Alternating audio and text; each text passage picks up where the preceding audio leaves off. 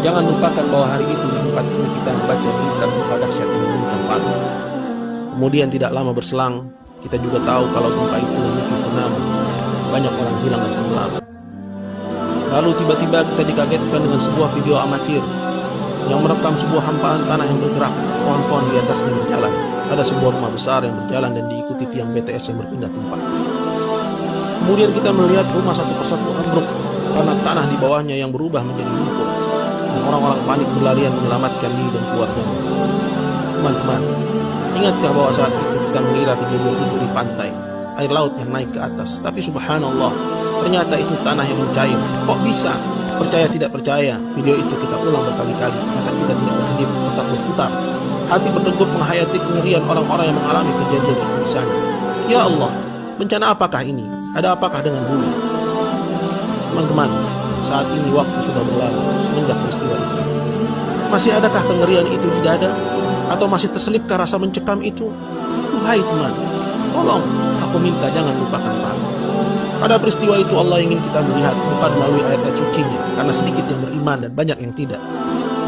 Pada peristiwa itu Allah ingin kita melihat dengan mata kepala kita, agar mudah kita mencerna bahwa kekuatan Allah lah yang tiada terkalahkan, bahwa tiada yang sanggup menghentikan kejadian apapun apabila Allah berkehendak, dan bahwa dunia ini sangat murah.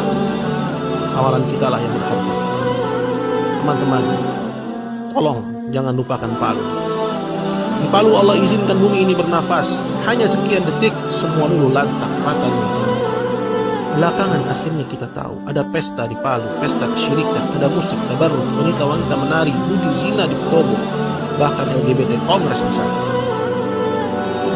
Teman-teman,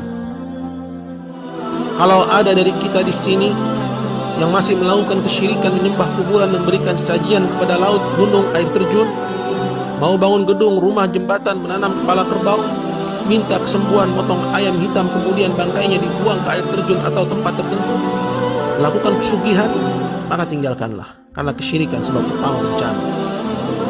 Jika di sini ada yang mengaku muslim tapi tidak salat atau salatnya bolong-bolong, mulai sekarang jaga salat kalian. Jika di sini ada yang gemar berzina, zina mata, tangan atau kemaluan, selingkuh atau berpacaran, maka sudah waktunya sekarang kita tinggalkan itu semua.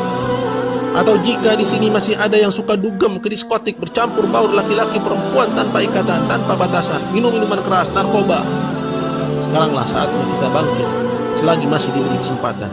Jangan tunggu besok atau nanti, karena tidak seorang pun dari kita tahu apa yang akan terjadi sesaat lagi.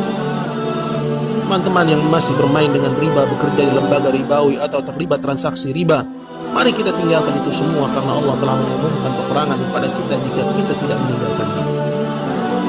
Teman-teman muslimah yang masih menanggalkan hijabnya, enggan berjilbab, gemar bersolek, menampakkan auratnya, mengenakan pakaian ketat atau tipis, tidak adakah rasa iri di hatimu kepada saudari Winda yang jasadnya ditemukan masih lengkap dengan hijabnya?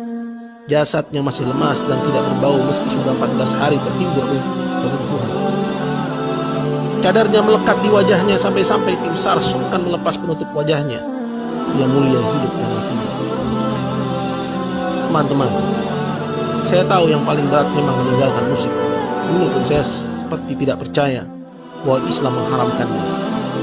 Tapi saat Allah jadikan kecintaan kepada Al-Quran dalam dada dan dorongan kepada musik akhirnya banyak berkurang. Karena tidak akan bertemu kecintaan kepada musik dengan kekhusyuan mentadabburi Al-Quran. Saya yakin saat ajal nanti tidak satu pun dari kita yang ingin diperdengarkan musik dambaannya, biduan idolanya. Saat itu satu-satunya keinginan kita, andaikan semasa sehat dulu kita menjadi ahli Quran. Tapi bagaimana bisa itu terwujud jika sampai sekarang tidak ada keinginan kita berlepas dari musik? Teman-teman, tolong jangan lupakan Palu. Itu cara Allah menegur kita agar segera kita kembali kepadanya, bertaubat dari segala macam dosa, bersemangat mempelajari agamanya dan mengamalkannya.